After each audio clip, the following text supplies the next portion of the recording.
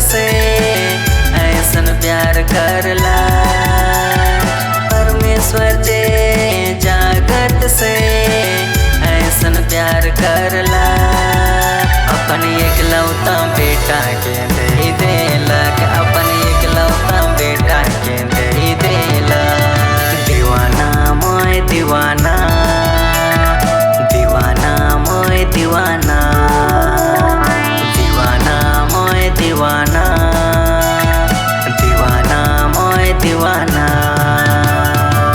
होलो मोय यीशु कर प्यार में, होलो मोय मासे कर प्यार में, होलो मोय यीशु कर प्यार में, होलो मोय मासे कर प्यार में। दीवाना दीवाना मोय दीवाना, दीवाना मोय दीवाना, दीवाना मोय दीवाना, दीवाना मोय दीवाना।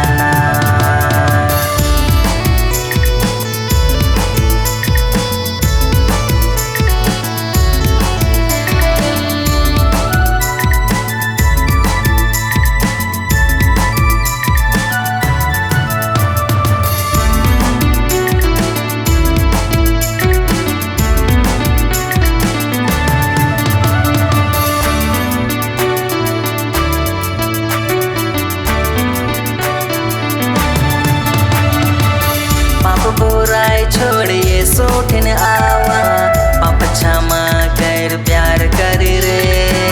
पाप बुराई छोड़िए सोठन आवा।